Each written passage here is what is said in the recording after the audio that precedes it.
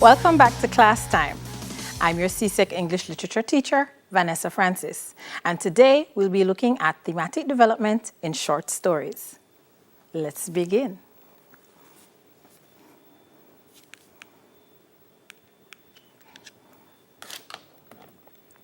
So, our objectives for today. By the end of this lesson, you should be able to define the key terms, of course. Then you'll be able to identify themes in selected stories, and you'll also be able to discuss thematic development in the selected stories. These are the stories we'll be focusing on for today. So there's Berry by Langston Hughes, there's Blood Brothers by John Wickham, there's Emma by Caroline Cole, and there's The Man of the House by Frank O'Connor, and The Two Grandmothers by Olive Sr. So, of course, one of the key terms you'll need to define, what is a theme? So, a theme, you have various definitions that you'll come across. So, one is that it is a universal concept. Another is that it's a central idea or message explored in a work of literature. Another one is that it is sometimes referred to as a thematic concept. Now, you may or may not have heard about a thematic statement. For this, you're looking at a complete sentence or two, and this expresses a theme. Now, remember when you're writing your essays, you need to have a thesis statement. So this thematic statement can actually help you in constructing your thesis statement as well. Now, here are some examples of the various themes that you may come across. Now, please do not say that this is the only set of themes. These are examples of themes. So if you scroll down your list, you'll notice things like age, things like beauty, things like courage, you have disobedience, you have duty, you have escape, you have evil, you have experience. Here are some more. So things like family, fate, guilt, happiness, heroism, identity, individuality, justice, kindness. And here's the last set. Things like love, loyalty, things like power, prejudice. You have revenge, you have temptation, trust, violence, war, wisdom, women in society. So the themes are not limited. As long as there is a central idea coming out through whatever you're reading, then of course there is a theme there. So thematic development now, we need to look at this closely. So basically it is how the themes are presented by your author. It looks at the techniques the author employs to highlight particular themes as well. And it also is the manner in which the author chooses to address a central concern. So under thematic development, you're not just looking at the theme itself, you're looking at how your author brings the theme out in the work. So how do they develop the themes? One way is through characters and characterization. And if you remember way back when you first started doing literature and you were defining your terms, you remember that a character is a person or thing that plays a role in whatever it is you're reading. So if it's a play or a novel or a story. So the characters' qualities, the characters' actions, and how the characters respond to situations are the things that may relate to the theme when you look at development through characters and characterization. Now you also have to think about prejudice and discrimination as a theme. So we're linking this now to how the thematic development happens through characters. So take a look at Berry. In Berry, prejudice and discrimination comes out under characters and characterization in the way that Berry is well aware that he is both overworked and underpaid, but he performs his duties nonetheless. So despite what is going on, the mettle of his character is tested, but he comes through. So he still does what he's expected to do, even though he's aware that he is being taken advantage of. Also in Berry, he identifies with the crippled children. So remember, he works at a home for crippled children, and the staff in general are somewhat apathetic towards the children, but he identifies with them. He can connect with them because he sees them the way society sees him, as outcasts. So he understands that they are not accepted by general society just the same way he's not accepted by general society. So he pays special attention to them. He treats them well. In fact, he treats them better than the people who are supposed to be taking care of them. All right, so we're still looking at characters and characterization, but now we're shifting to the two grandmothers. And the theme here we're looking at is still prejudice and discrimination. So the narrator, remember the story is told from the viewpoint of a little girl as she's growing up. And the narrator exhibits prejudice through the story. However, the nature of her prejudice and the object of her prejudice shifts as the story progresses. So in the beginning, she exhibits prejudice towards one particular type of person. And as the story progresses, you see her shifting as she's growing up. Grandma Dell is also exhibiting prejudice again, and she discriminates against the village girls. Remember, there was Pearlie, there was Eulalie, and Ermandine, and these are sisters. Now, she is also critical of Towser, or Grandma Elaine. Remember, she goes by Towser because she doesn't want anyone to know she's a grandmother. So she prefers to be addressed as Towser. And Grandma Dell is very critical of her loose lifestyle. Towser too is critical. She is critical of the narrator's skin tone. Remember, the narrator is a mixed child. Her father is of one race, her mother is of another, so she's in between. And Towser is closer to the white, the fair-skinned, whereas our narrator is not dark-skinned, but she is of darker skin than Grandma Elaine. So the Towser is also critical of her skin tone, and she's very critical of the texture of her hair as well. And just as how Grandma Dell is critical of her lifestyle, she criticized Grandma Dell's lifestyle too. Now remember, still looking at characters. So responsibility in Man of the House. So in the Man of the House, Flory is 10 years old. And he does not need to be told or asked to take care of his mother. He sees that his mother is ill and he works with that. He helps her out in any way he can. So he makes the fire, he makes her breakfast. Not so good at breakfast, but he still makes it. He stays home from school to take care of her. When she tells him to go out and play, he plays near the house because he says he knows that if he strays too far from the house, then he's going to not be able to hear if she needs him. He goes to the bar to get whiskey for her cough, not because she wants a drink. It's for her cough. That was the remedy that they knew of. And when Minnie Ryan goes to get the doctor after his mother is not feeling any better, she's not improving, then he's the one who makes all the arrangements at the house. He goes and gets the card that they need to show the doctor that they can't pay for his services. He goes and tidies up the house. He says that he knows that the doctor will need a basin with water and clean towels. He does all of that. And this is a child of 10. Now we're going to look at envy in Blood Brothers.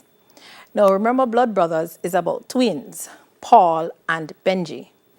And Paul interprets Benji's adventurous nature as boastfulness.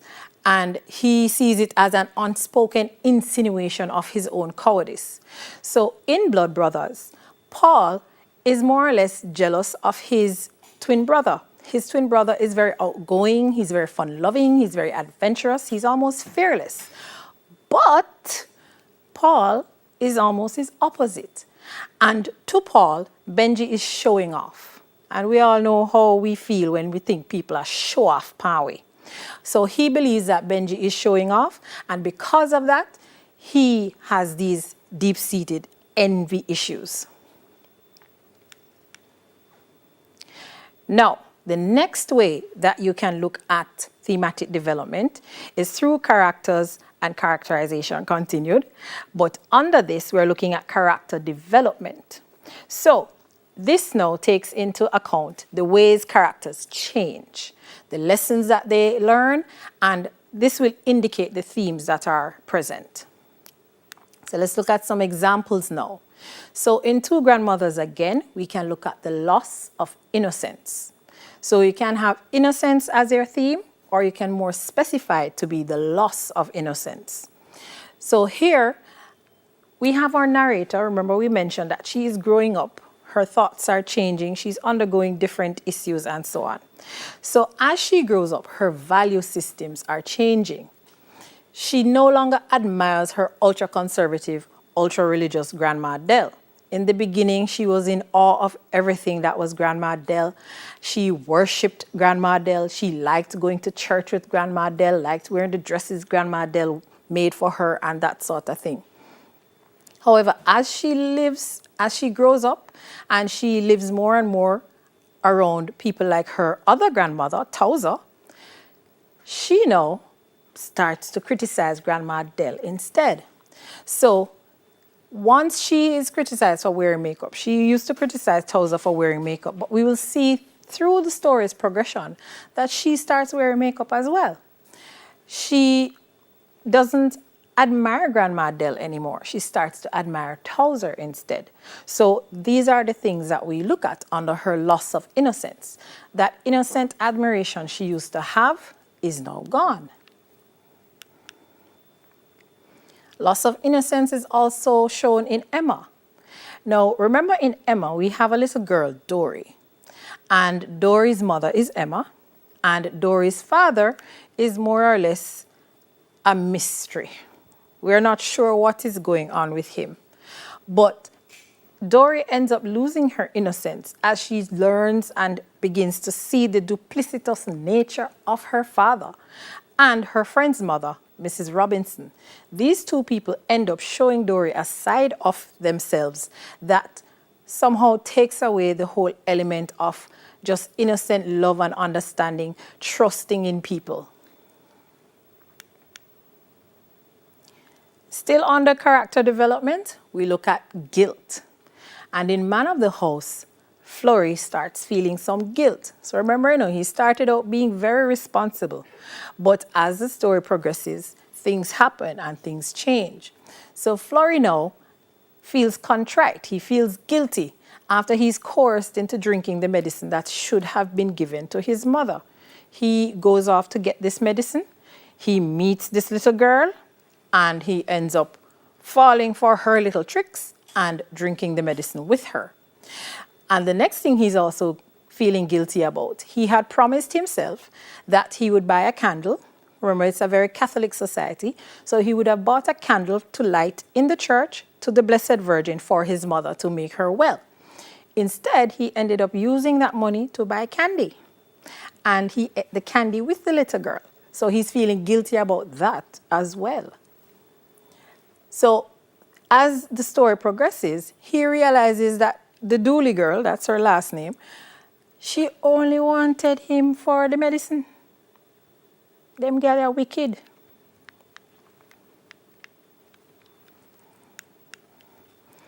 So the next way you can have thematic development, through relationships. So we're still under characters and characterization, but we're looking at relationships. And there are many, many different types of relationships that you can look at. So you are looking here now at the qualities which the works show, that are important for strong relationships.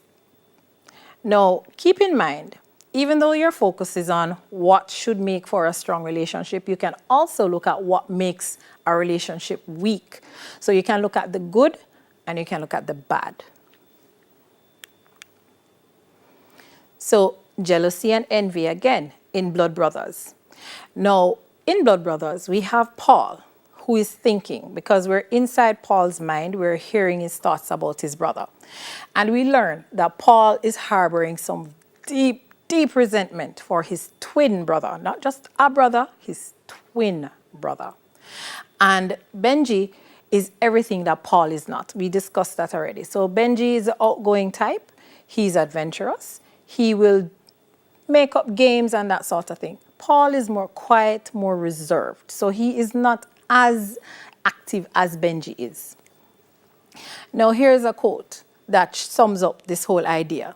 The love he bore his brother, contending in his heart with his own envy. So you see the conflict coming out.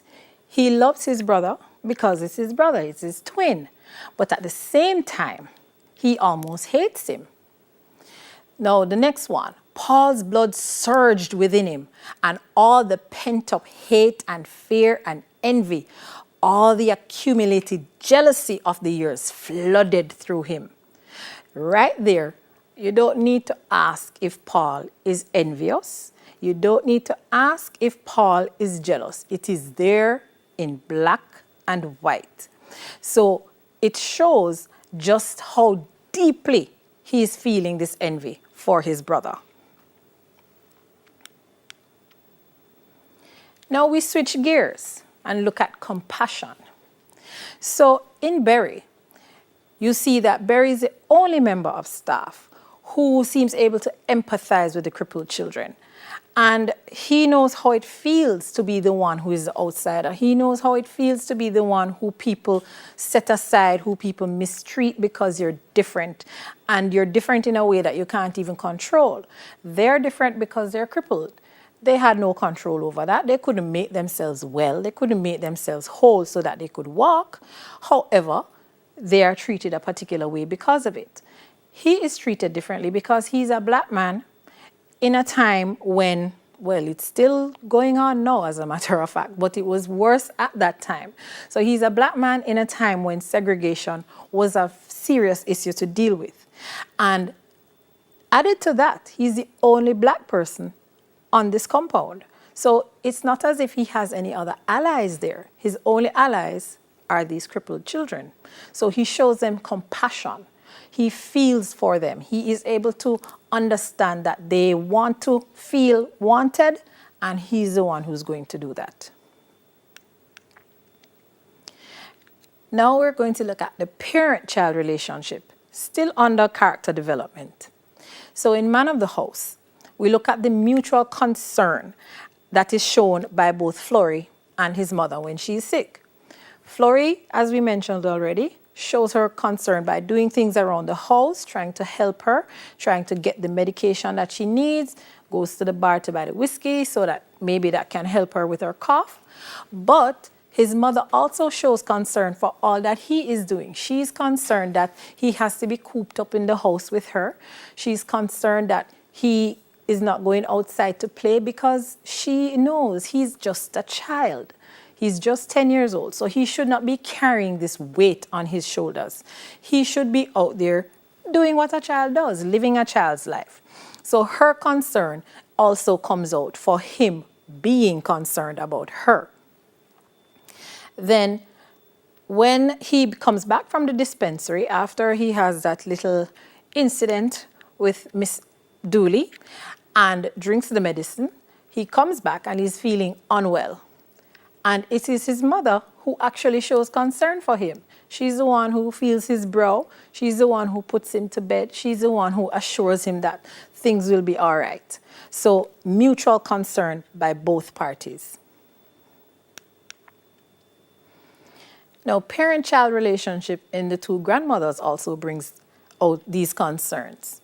So notice that the narrator relates the story through conversations with her mother. So for each time she starts talking, it's always mommy, mommy, mommy. Hey, mommy, look, mommy, mommy, did you know? Mommy, can you?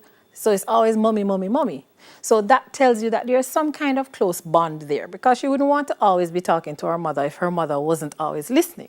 So we can understand that parent-child bond that these two have. They are very close. She feels comfortable telling her mother what is going on, and trust me, she tells her everything. What is absent, though, and what you can still look at under relationships, is the fact that we don't hear her talking to her father. At no point throughout the story does she say, Daddy, did you know? Or Daddy, can you believe? Or Daddy, nothing at all about Daddy. We only hear her talking about her mother. And there are very few times as well when she actually mentions him. So he is not mentioned very often at all. So then we have to question, what is the nature of that relationship? So you can look at the positive side, which is the relationship with her mother and how close it is. And you can look at the flip side, which is the relationship with her father or lack thereof. So we can also look at this development through dialogue and internal character thoughts. Remember, characterization is what the characters say and do and think, because we are sometimes privy to what they're thinking. We also can know what they're thinking based on what the author includes, the narrative point of view that they use. So we can know their thoughts, and then we can hear the dialogue that they have with themselves or with another character. So here are some examples of how that comes out. So in Blood Brothers, Paul's mind is conflicted, and we understand why.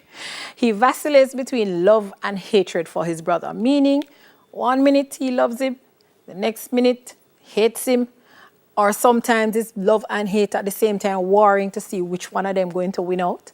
And we know Paul, very bad mind, so we can just imagine that the bad mind part is winning most of the wars. And look at what is said in the story.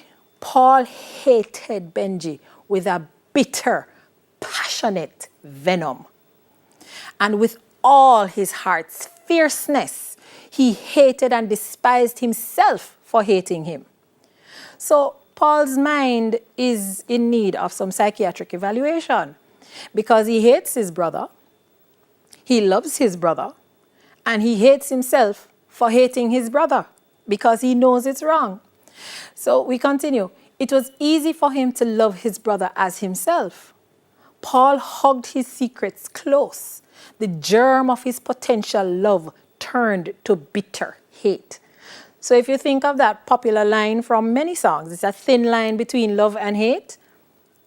That line is called Paul. He's right there in the middle. So we can look at Berry under the same issue. And Dr. Renfield refers to Berry as the darky. And he also calls him a careless black rascal at the point when the accident happens. And he deliberately pays him less than he would pay someone who was white. So the person who was there before him, his predecessor, was paid a certain amount of money. But because Berry comes along and is black, what does Dr. Renfield do? The darky can get less. Now, on the flip side, Berry's thoughts about the whites. So he says, the ways of white folks, I mean some white folks, is too much for me. They don't treat me good. And throughout the story, this is supported because we do see where he's mistreated. We're going to go into some more details with that as we go along. But you can look at the character's thoughts from either end. So you look at the negative, where the doctor has negative things to say about Berry, and you can look at the flip side, where Berry also has negative things to say about the whites, which is somewhat unexpected. Prejudice and discrimination in the two grandmothers now. So Towser tells the narrator, your mother had better start to do something about your hair from now. It's almost as tough as your father's. Now, this is something that she says to a child, and this is something that this child is going to internalize. And of course, it's going to have some kind of impact on the child as we go along. So the theme is brought out in that expression because now we know how she feels about her granddaughter's hair, and we already know how she felt about her skin. Now, the narrator's cousin Maureen is not any kinder. She says, you're only a goddamn nigger. You don't know any better. You're not fit to play with me. So the prejudice comes out through what these characters say. We do not have to ask if they are prejudiced. It is right there in how they behave towards the narrator and the fact that they behave towards her this way because of her skin color, because of her hair.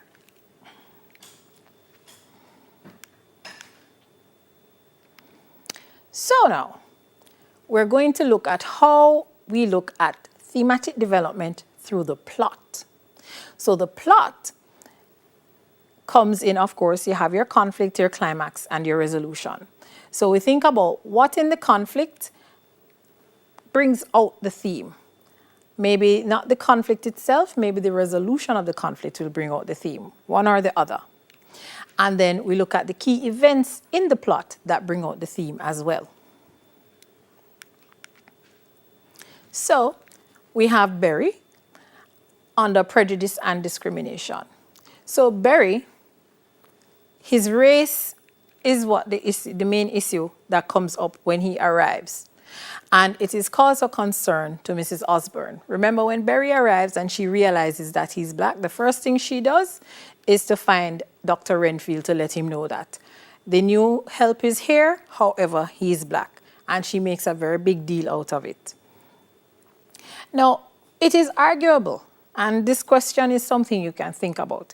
It's arguable that if Barry had been white, then that accident with the child near the end of the story, when they were taking them to the beach and the child falls out of the wheelchair, it is arguable that if he was white, they would not have fired him. It is arguable that Dr. Renfield would not have reacted the way he did, because he fires Barry, he doesn't pay him wages for that period of time, and Barry is not completely at fault, because remember, Barry wasn't even there to take care of the children. Barry was there to wash dishes in the kitchen. So how you make the transition from washing dishes in the kitchen to taking care of the children when there are other members of staff who should be doing that? Then, of course, we have to look at infidelity in Emma. So Dory's father's indiscretions, he does a little fiddling around, he does a little go around, right? So these are known and suspected by Emma. We are not sure if she knows for sure. We're given hints that she is aware that he is philandering, but we're not exactly sure if it is a case where she knows for certain. But we do know that there are little hints that she at least suspects something. Now, what happens is that when she's faced with the evidence of it, when she can't deny it anymore, this is what ultimately contributes to her death.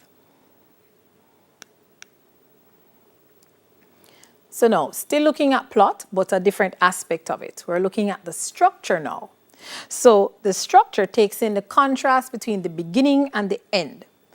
And you can also focus on the ending or the climax in order to determine what themes are present. So if the hero is successful, the hero overcomes, the hero triumphs, then we know what is happening.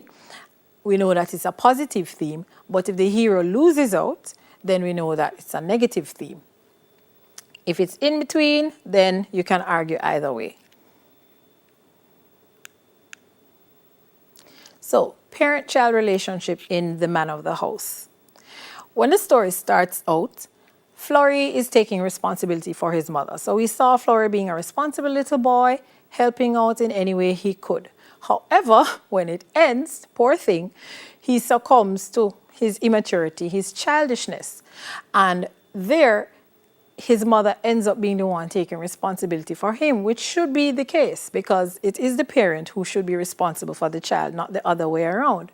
But it's interesting that Florrie starts off with such promise, such potential. We are sure that Florrie is going to be the one who is going to be the star, going to be the big hero.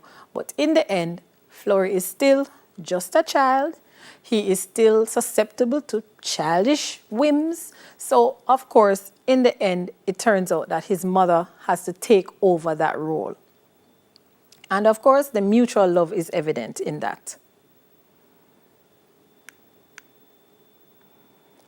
Now, in Two Grandmothers, we can see this coming out through love and family relationships. So the story starts with the narrator expressing this great admiration for Grandma Dell and her way of life. We saw her going at length to describe everything that was going on at Grandma Dell's house and how happy she was to be there and how special she felt. She felt like such a wonderful child. But as she's growing, as she's trying to cement her identity and that sort of thing, Grandma Adele's way of life loses its luster. It loses its charm. She no longer feels special being there. She feels annoyed being there. She feels annoyed by everything and everyone. She starts to criticize everything. She starts to criticize the people who she used to be so fascinated with. So as she's growing up, this type of life ends up being distasteful to her, and it becomes burdensome. It becomes onerous.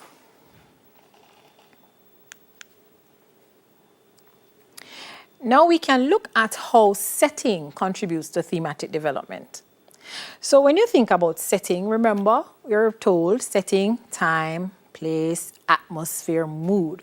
So you have to incorporate all of these when you think about setting. Now, setting where thematic development is concerned, you're looking at how society acts, you're looking at the values of the society, you're looking at what is present, what makes it good, what makes it evil. So think about prejudice and discrimination in the two grandmothers again. So remember, we're linking it to setting now though. So in Grandma Adele's rural community, reputation is valued. Nobody wants to have the bad reputation. We hear Grandma Adele talking about these girls who are disgraces all the time. The irony of it, she was a disgrace herself, but we're not talking about that right now. So she, in her community, the church-going people, they value reputation.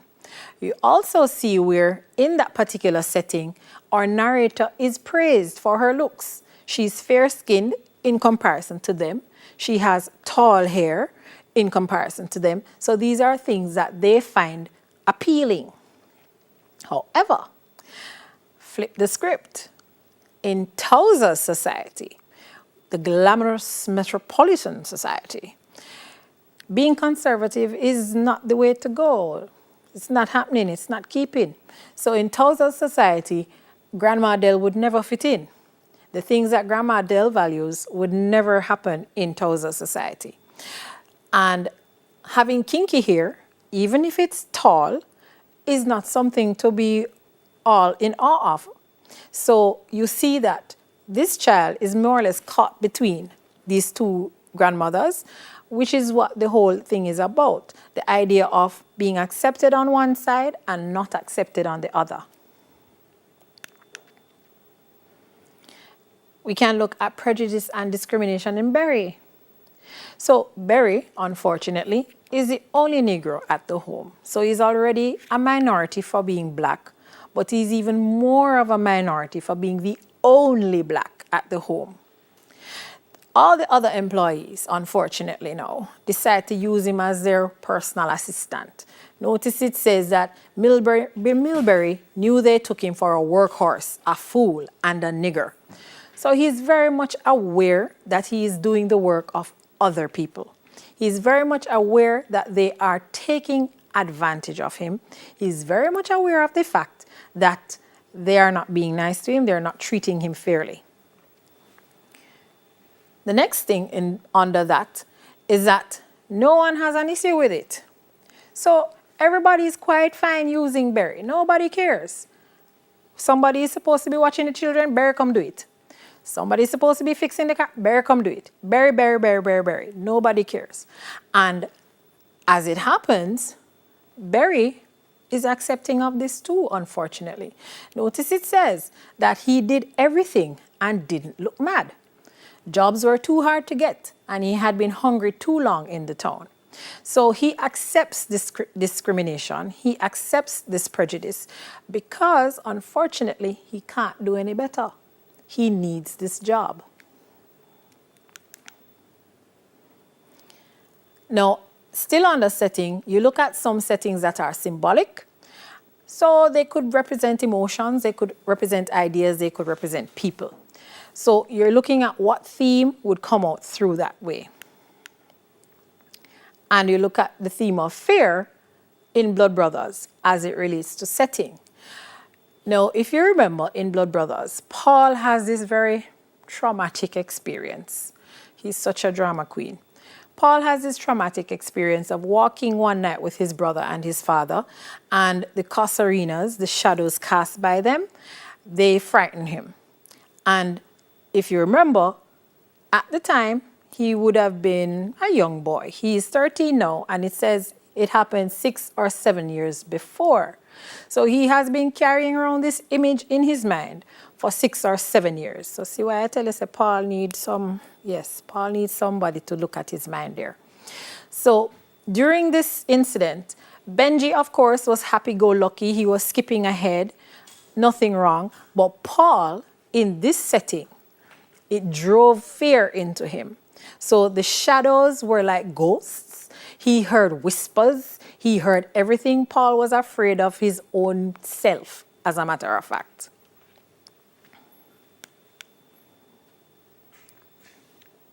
So you can also look at the idea of using symbolism and motifs to bring out your themes. So symbols, of course, often relate to themes because a symbol represents something and it can tie into the theme nicely.